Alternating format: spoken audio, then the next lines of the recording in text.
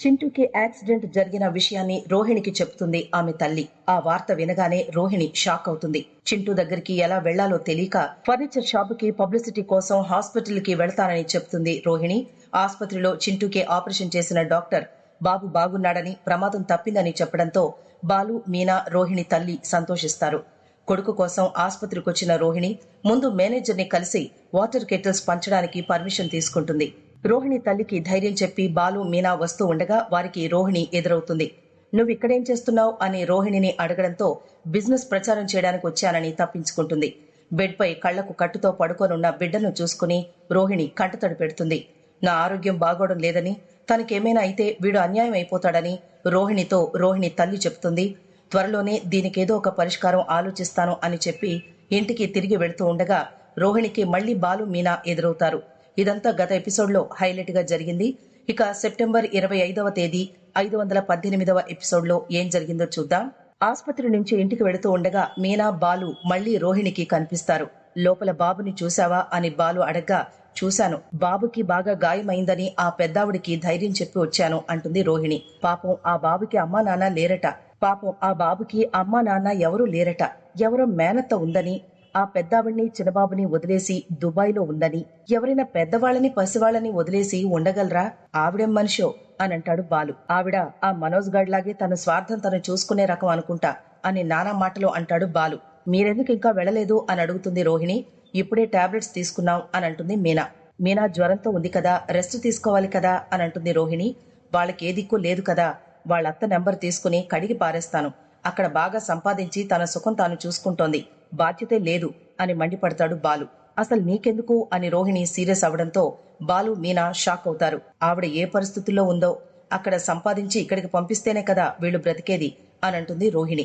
ఇన్ని వివరాలు నీకెలా తెలుసు పార్లరమ్మా అని బాలు అడగ్గా, ఇప్పుడే ఆవిడ చెప్పారు అని అంటుంది రోహిణి. మీరు వెళ్ళండి, చాలా పనులుంటాయి అని రోహిణి అనగా, మాకేం పనులుండవు, మేము రోజు కూలి పనులు చేసుకుని బ్రతికేవాళ్లం. మీరు లక్షల్లో బిజినెస్లు చేస్తారు, గంట లేటుగా వెళ్లినా చాలా నష్టం వస్తుంది అని మీనా సెటర్లు వేస్తుంది. బాబుని చూడ్డానికి బాలు, మీనా వెళ్లగా మీరింకా వెళ్లలేదా అని రోహిణి తల్లి అడుగుతుంది. మా వదిన మీ దగ్గరకొచ్చిందా అని రోహిణి తల్లిని ప్రశ్నిస్తాడు బాలు. ఒకసారి మా అన్న మీద అలిగి ఎక్కడికో వెళ్ళిపోతే నేను మా వాడు వచ్చి వెతికాం కదా, ఆ తల్లి ఈ తల్లి అని చెబుతాడు బాలు. ఇంతలో బాబు స్పృహలోకొచ్చి నాకేం కనిపించడం లేదు అని, అంతా చీకటిగా ఉందని అనడంతో అంతా బాధపడతారు. నీ కంటికి దెబ్బ తగిలింది కదా, మందు రాసి కట్టుగట్టారు, 2 రోజుల్లో తీసేస్తారులే అంటుంది రోహిణి తల్లి. నీకేం కాదు అని బాలు అనగా, మీరిక్కడే ఉండండి అంకుల్ అని ఆ పిల్లాడంటాడు. ఆ మాటలతో బాలు, మీనా ఎమోషనల్ అవుతారు. ఇంతలో డాక్టర్ వచ్చి ఎలా ఉంది అని అడుగుతాడు. నొప్పిగా ఉందని, చీకటిగా ఉందని చెప్పడంతో తగ్గిపోతుంది అని అంటాడు డాక్టర్. ఇవాళే డిశ్చార్జ్ చేస్తామని కూడా అంటాడు. ఈ విషయాన్ని రోహిణికి చెబుతుంది ఆమె తల్లి. ఊరెళ్ళిపోతానని 2 రోజులు ఆగి మళ్లీ వస్తానని చెప్పడంతో రోహిణి వద్దని అంటుంది. కట్లు విప్పడానికి 2 రోజుల తర్వాత మళ్లీ రావాలి కాబట్టి ఇక్కడే ఉండిపోతాం అని బాలు, మీనాలకు చెబుతుంది రోహిణి తల్లి. ఇక్కడ ఉండొద్దు, పిల్లాడికి చాలా కష్టంగా ఉంటుంది, మా ఇంట్లో ఉండండి అని బాలు, మీనా అంటారు. అంతమంది ఉండే ఆ ఇంటికి మేము అదనంగా వచ్చి ఉండడం పద్ధతి కాదు అంటుంది రోహిణి తల్లి. ఆమె ఎంత చెప్తున్నా వినిపించుకోకుండా పిల్లాడిని వాళ్ళింటికి తీసుకొస్తాడు బాలు. కొడుక్కి ఎలా ఉందోనని తల్లికి పదే పదే ఫోన్ చేసి కంగారు పడుతుంది రోహిణి.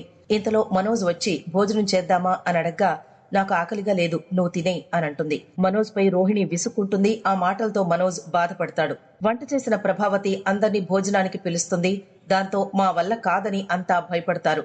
వంట చేయాల్సి వస్తుందని, పెళ్లాన్ని తీసుకుని బాలు ఆసుపత్రికి వెళ్లాడని, ఎన్ని గంటలు అక్కడేం పని అని నిలదీస్తుంది ప్రభావతి. ఇంతలో మీనాతో పాటు రోహిణి తల్లి, చింటూ కూడా లోపలికి రావడంతో అందరూ షాక్ అవుతారు.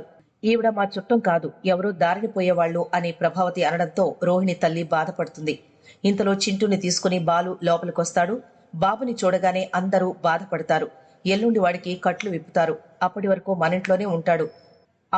మనింట్లోనే ఉంటారని ఆయన తీసుకొచ్చారు అంటుంది మీనా.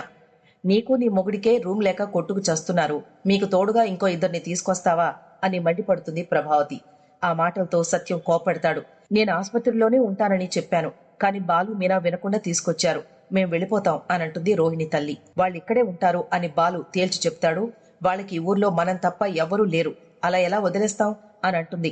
నీకంత జాలి దయా ఉంటే మీ పుట్టింటికి తీసుకెళ్లకపోయావా అని ప్రభావతి అంటే, మా అమ్మ అయితే ఇలా వచ్చిన వాళ్ల ముందు మాట్లాడేది కాదు అని అంటుంది మీనా. ఆవిడనిక్కడే ఉంచుదాం అని మనోజ్ అనడంతో నువ్వేనా ఇలా మాట్లాడేది అంటూ రవి షాక్ అవుతాడు. వాళ్ళింటికి వెళితే నన్ను చాలా బాగా చూసుకుంది అని అంటాడు మనోజ్. కావాలంటే వాళ్ళిద్దరూ మా బెడ్రూమ్ లో ఉంటారు అని రోహిణి అంటుంది. ఆ మాటలతో అందరూ మళ్లీ షాక్ అవుతారు. అయినప్పటికీ ప్రభావతి ఒప్పుకోకపోవడంతో నీ బట్టలు బయట పడేస్తాను, నీ దిక్కున్న చోట చెప్పుకోమని వార్నింగ్ ఇస్తాడు సత్యం. నేను బాబుని చూసుకుంటాను, మీరంతా వెళ్లి భోజనం చెయ్యండి అని అంటుంది రోహిణి. ఎప్పుడూ లేంది రోహిణి చాలా మంచిగా మాట్లాడేసరికి బాలు రవిలకు డౌట్ వస్తుంది. కొడుకుని చూసుకుని రోహిణి బాధపడుతూ ఉండగా ప్రభావతి వచ్చి పిల్లాడిపై బాలు మీనాలపై మండిపడుతుంది. అసలు వీడి అమ్మ ఉందో ఎవరితోనైనా వెళ్ళిపోయిందో తెలీదు అనేసరికి రోహిణి బాధపడిపోతుంది. కూతురు చేసిన మోసాన్ని మోసుకుంటూ తిరుగుతోంది. ఏం బతుకో ఏంటో అని ప్రభావతి అనడంతో రోహిణి ఫైర్ అవుతుంది. వీళ్ళని ఇంట్లో నుంచి తరిమేయడానికి నువ్వే మంచి ఐడియా ఇవ్వాలి అని అడుగుతుంది ప్రభావతి. మీనా పూలకొట్టు లేకుండా మంచి ఐడియా ఇచ్చావు కదా, అలాగే వీళ్లను కూడా పంపించేద్దాం అని అంటుంది ప్రభావతి. అత్తగారి మాటలతో రోహిణి బాధపడుతుంది. ఇంతటితో ఎపిసోడ్ ముగుస్తుంది.